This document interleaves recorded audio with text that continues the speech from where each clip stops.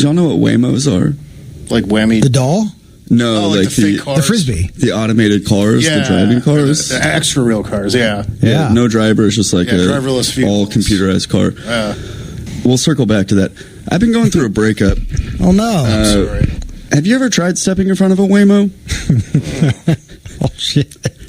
No, I have not. Yeah, it's a long life. The computerized brakes make it hurt Waymo. Oh. Bada bing. God damn, we need a... Yeah. That'll get a laugh. Maybe not for months. Hello, gentlemen. Long time listener, first time caller, Toggle Bucket here. I'm delighted to get to wish you the best of luck with the Whammy Douglas Hour. And know that you, Christopher, and you, Noble Deed, will have many a wonderful hour of entertainment. I do wish to provide my good tidings to your guest, Mr. Kyle. I've enjoyed his humor on many an occasion, and even once in a while when he was performing. Indeed, it's true that it is a difficult game he plays, trying to enlighten audiences and tickle the funny bone. I would like to inquire to him about his adventures in the City of Angels, and whether or not his reason for traveling there is, in fact, because his OnlyFans account was disabled. What is it about the Homegrown Comedy Showcase? Obviously, it's a more polished event. But why are people better behaved? I'm glad you asked, Chris. Mostly because there's a slow gas leak that gets everyone pretty lit.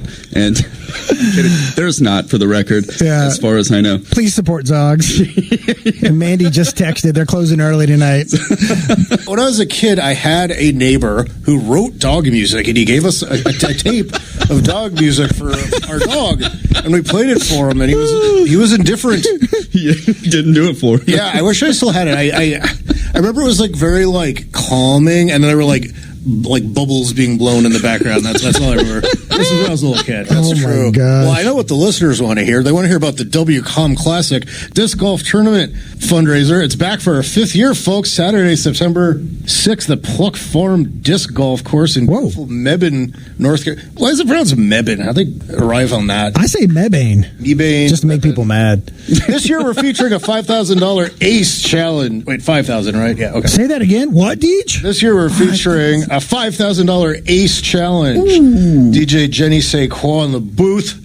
Bernie Wade at the after party. Nice. Ice cream, food truck. Oh, wait, ice cream and food trucks? I don't know. That's crazy. Well, bounce house for the kids. Oh. They'll let you in if you come early, Deej. Okay. Can I eat ice cream in the bounce house? Hold on. We skipped right past that. Yeah. You're telling me there's a $5,000 ACE challenge at the disc golf? Yeah. Did you hear that, Greg Kyle? That's crazy. Yeah, with a comma and everything. Not $500, not $50,000, but $5,000. Give me a date and time, brother. September 6th, Saturday at Pluck Farm. Where can I learn more? WCOMFM.org. I thought I was making the joke about why in the hell are you doing comedy outside when you were having a big event at Pluck Farm? And then I came to it and you said a version of that joke on the stage, so I took credit for it, but it may or may not have been mine. What was the joke? About how bad of an idea it is to do comedy outside. Oh, it's terrible. And he did an event at Pluck Farm. He was hosting, and like one of the first things you said was like, well, they told me not to do comedy outside, but here we are. What? Go on. Is it just like you need kind of a confined space for much like theater or other forms of quote-unquote art, like it's helpful to have a sense of boundaries. Yeah. And when you're just speaking into the open air, it goes anywhere it wants to. Yeah, it just doesn't bounce off the walls. Like you don't have, there's no intimacy, and Pluck Farm is huge. Some people are just out there to like not engage with any sort of content, so to speak. And you can lock the doors. And what's funnier than being trapped? Dude, stop stealing all the moves. Yeah, okay, here we go, folks. So I just came from hosting the open mic up at Lanza's, the coffee shop. And Greg knows all about open mics. Yeah, that's right. Fellow performer. Yeah. I cracked a poetry joke. Nice. I know. I got a few snaps. In the poetry world, we snap.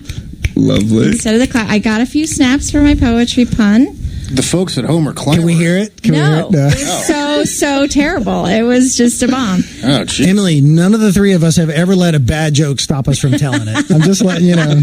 You had to be there, Chris. Comedy is just a type of poetry, isn't it? Yeah, that's what. Yeah, saying words. What's the difference? Yeah, order and. Well, one of them is by definition like actual art. The other one is actual fart. Hacky nonsense. A horrible bid for. 2317 Whammy, folks. It's all fodder. It's all the human soul. We just make our art out of it, right? It's the human soul. Yeah. What are poets like? Angry and sad, and we drink a lot. So really not Wait a minute. too different I'm from not seeing comics. any- You just blew a hole in my theory, Emily. Well, I wanted to suggest. Sure. We were just talking about how naughty audiences are in comedy, especially in open mic comedy. Do they actually throw tomatoes at performers, or is that a misnomer? I've never seen it happen. However, many of us are poor, and so if it's a good tomato, we'll collect it and we'll take it home and make some sort of salad out of it. What has gotten thrown at you? Besides underwear. At me personally, nothing. I have seen a bag of chips thrown at a comedian before, Were they rough? which again they gathered it up and took it home. And They were all that and a bag of chips. Ooh, she's ready. She's ready. Well, because I was going to suggest that you turn the tables on that audience. My tomatoes are delicious, but if you want, take it up to Steel String tomorrow night, and you just proactively throw it at the audience, and then you cut out the middleman. The problem with it, Chris, this is like a good, healthy tomato. Yeah, this is a firm And I feel tomato. like you would hurt a split. person in you the can crowd. deviate a septum with this. Dude, I barely graduated Marshall University undergrad. It took 5.5 years with the ear off. My daughter loves to point that out. Dr. J, my wife's got like 7 degrees. I barely got my undergrad. It's a good balance, I think. 2317 Whammy, folks. My doctor said I have high blood sugar. When am I going to have high sex magic? Is that a Red Hot Chili Peppers? Yeah, that's good. You got to be like of a certain age to get it, I guess. But, I love it. There's professional cornhole. The game where you toss a bag into a... That's just ripe for jokes. Yeah, that's what I'm saying. There's professional tag. I've seen that. Yeah. These are tag or safety tag? actual people playing on actual TV tag. It's a professional thing. It was like the Babe Ruth of tag. It's probably like a 7-year-old. Yeah, somebody's very Someone at McDougal Middle School is who is the... Yeah. Emily, you mentioned on your show, mostly going to be poetry, talking to poets, talking about poetry, some songs and stuff, and you maybe dabble in witchcraft a little bit. Did I hear that properly? I did mention that. I'm a chaos witch. Okay. Yeah. Can you Your chaos? cast a spell on Greg Kyle to make him funny?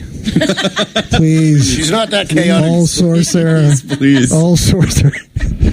That was my joke. That was the one. That's the one I really wanted to land. All right, so when I was a kid, there was this guy, Oh, God. and he I'm sorry, he audience. signed up for my baseball team, like my little league team, and he just never showed up. Like his name was on the stat sheet, like 0 at bats the whole time. Never met the kid. His name was Ben Davis. A pseudonym. Like 2 years later, I see his name on at Sunday school on the list, and he just never frickin' showed up for Sunday school either.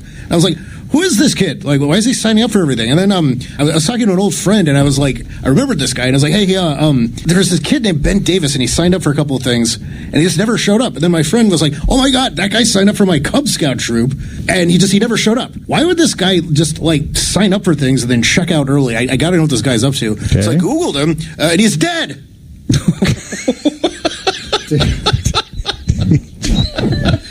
True story. Deej is working blue. It's a pseudonym.